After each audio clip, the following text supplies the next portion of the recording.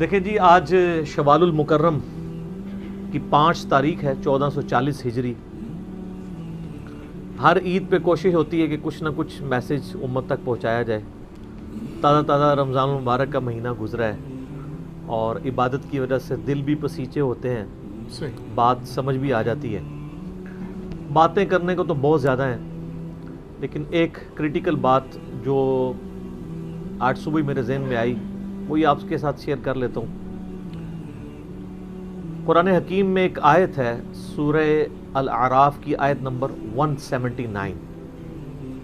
یہ قرآن حکیم میں چند سخت ترین آیات میں سے ہے، اور اس میں اللہ تعالیٰ کی طرف سے ایک بہت بڑا یونیورسل ٹروتھ اور بڑی ہی ایک ڈینجرس خبر انسانیت تک پہنچائی گئی ہے۔ اعوذ باللہ من الشیطان الرجیم، بسم اللہ الرحمن الرحیم۔ وَلَقَدْ ذَرَأْنَا لِجَهَنَّمَ كَثِيرًا مِنَ الْجِنِّ وَالْإِنسِ، اور بے شک جنوں اور انسانوں کی اکثریت ہم نے پیدا ہی دوزخ کے لیے کی ہے۔ اللہم اجرنا من النار، آمین۔ لیکن یہ اللہ نے کوئی ظلم نہیں کیا، بلکہ اللہ تبارک و تعالیٰ نے اس کی ریزن بھی بتائی ہے۔ یہ اللہ کا ایکسپرٹ اوپینین ہے کہ یہ جو انسانیت اور جنات یہاں پہ آباد ہوئے ہیں، ان میں سے الٹیمیٹلی اکثریت دوزخ میں ہی جائے گی۔ بڑے کم لوگ ہوں گے جو جنت میں جانے میں کامیاب ہوں گے، جو سورۃ العصر میں بھی آیا، والعصر ان الانسان لفی خسر۔ زمانہ گواہ ہے اس بات پہ کہ ساری انسانیت گھاٹے میں ہے، سوائے ان لوگوں کے جو ایمان لے آئے، نیک اعمال کیے اور نیکی کی تلقین کرتے رہے اور صبر کی تلقین کرتے رہے۔ اس کے علاوہ پوری کی پوری انسانیت گھاٹے میں ہے۔ اور دیکھ لیں، زمانہ گواہ ہے کہ حضرت نوح علیہ السلام کے مخالفین تباہ و برباد کر دیے گئے، صرف 78 لوگ جو ہیں وہ کامیاب ہوئے۔ حضرت لوط علیہ السلام کی 2 بیٹیاں ان کے ساتھ بچائی گئیں، ان کی اپنی بیوی بھی، اور پوری قوم تباہ کر دی گئی۔ پوری انسانیت گھاٹے میں چلتی آ رہی ہے، سوائے ان لوگوں کے کہ جو ایمان لے آئیں گے، نیک اعمال اختیار کریں گے اور حق بات کی تلقین کریں گے اور صبر کی۔ یہاں پہ سورہ الاعراف کی آیت نمبر 179 میں ہے کہ بے شک جنوں اور انسانوں کی اکثریت پیدا ہی دوزخ کے لیے ہوئی ہے۔ وَلِعَوْذُ بِاللَّهِ تَعَالَى لَهُمْ قُلُوبٌ لَا يَفْقَهُونَ بِهَا، ان کو ہم نے دل دیے تھے، عقل دی تھی، لیکن وہ اس سے سوچتے ہی نہیں ہیں۔ وَلَهُمْ أَعْيُنٌ لَا يُبْصِرُونَ بِهَا، ان کو ہم نے آنکھیں دی تھی لیکن آنکھوں سے دیکھنے کا سا دیکھنا نہیں دیکھتے، عبرت نہیں پکڑتے۔ وَلَهُمْ آذَانٌ لَا يَسْمَعُونَ بِهَا، اور ان کو ہم نے کان دیے تھے لیکن سننے والا سننا سنتے ہی نہیں ہے۔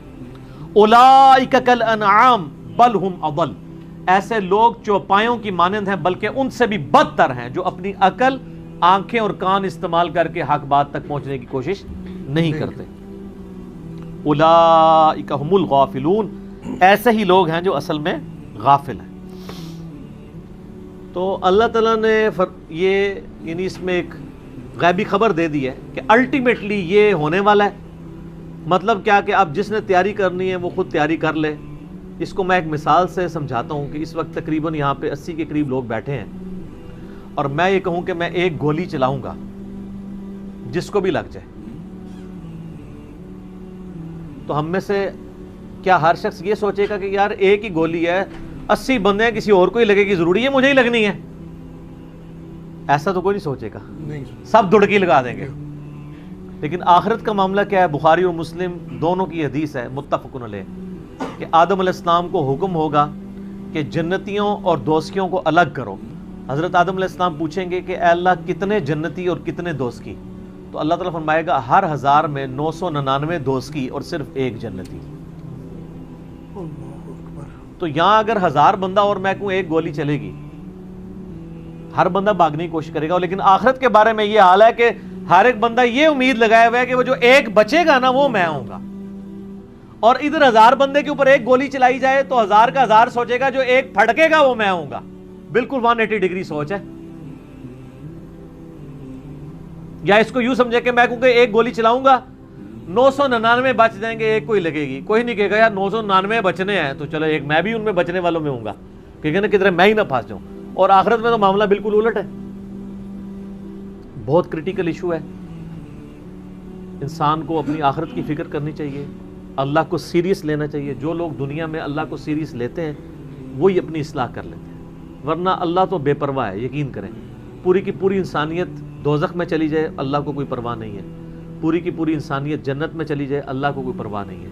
اور یہ جو اکثر لوگ مثالیں دیتے ہیں کہ جی دیکھیں کوئی ماں اپنے بچے کو کیسے دوزخ میں پھینک سکتی ہے، تو اللہ تعالیٰ تو ماں سے بھی بڑھ کے محبت کرتا ہے، وہ کیسے پھینکے گا؟ بھائی اس لیے پھینکے گا کہ اللہ تعالیٰ کے وہ احساسات نہیں ہیں جو ایک ماں کے ہوتے ہیں۔ ماں تو اپنی نفسانی خواہش یا محبت کی وجہ سے مغلوب ہو جاتی ہے، لیکن اللہ مغلوب نہیں ہوتا۔ اللہ تعالیٰ کیا فرعون سے اس کی ماں سے بڑھ کے محبت کرتا ہے جو اس کا باغی ہے؟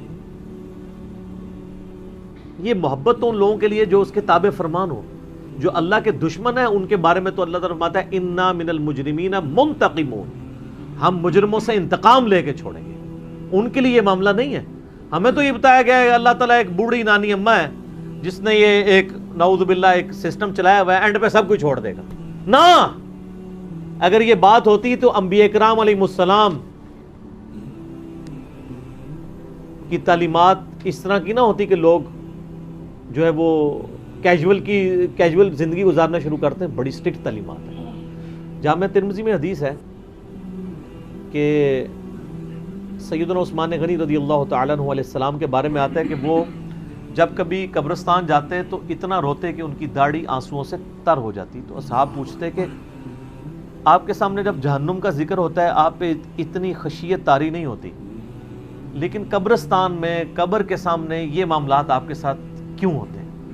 تو انہوں نے کہا کہ میں نے نبی علیہ السلام سے خود سنا تھا کہ قبر آخرت کی منزلوں میں سے پہلی منزل ہے، جس کی یہ منزل پھنس گئی اس کی اگلی منازل مشکل ہو جائیں گی، اور جس کی یہ منزل آسان ہوئی اس کی اگلی منازل آسان ہوتی چلی جائے گی۔ یہ وہ شخص کہہ رہا ہے جسے 3 دفعہ جنت کی بشارت ملی ہوئی ہے۔ ہمارے پاس کوئی جنت کا ٹکٹ نہیں ہے، اور ہماری بے پرواہی اپنے عروج کے اوپر ہے۔ اسی کو پنجابی میں کہا جاتا ہے نا، عقل نہ ہوئے تے موجیں ہی موجاں، عقل ہوئے تے سوچیں ہی سوچاں۔ جسے عقل نہیں ہوگی وہ موجیں مارے گا کیونکہ اسے پتہ نہیں ہے نا، لیکن جسے عقل ہوگی وہ سوچے گا کہ یار یہ معاملہ تو بڑا خطرناک ہونے والا ہے۔ صحیح بخاری میں حدیث ہے، نبی علیہ السلام نے فرمایا آپ ایک جگہ سے گزرے، کچھ اصحاب آپس میں یعنی ہنسی مذاق کرتے ہوئے ہنس رہے تھے، تو آپ کھڑے ہو گئے، آپ نے فرمایا جو کچھ میں جانتا ہوں نا اگر تم جان لیتے تو بہت کم ہنستے، زیادہ رویا کرتے۔ بہت سیریس کیس ہونے والا ہے۔ صحیح مسلم میں حدیث ہے، آپ علیہ السلام فرمایا میں نے ارادہ کیا کہ میں اللہ سے دعا کروں کہ تمہیں عذاب قبر سنوا دے۔ دکھانے والی تو کہانی ختم سر، سنوا دے، لیکن مجھے ڈر ہوا کہ اگر تم نے عذاب قبر سن لیا تم اپنے مردوں کو دفنا نہیں چھوڑ دو گے، ایسی خشیت تم پہ طاری ہو جائے گی۔ لیکن یہ اللہ تعالیٰ نے سب کچھ پردے میں رکھا ہوا ہے سر۔ صحیح بخاری میں حدیث ہے کہ میت جو ہے وہ چارپائی پہ کلام کرتی ہے، نیک میت کہتی ہے مجھے جلدی جلدی میری جگہ کی طرف لے چلو، اور جو بری میت ہے وہ چیخو پکار کرتی ہے کہ مجھے کہاں لے کر جا رہے ہو۔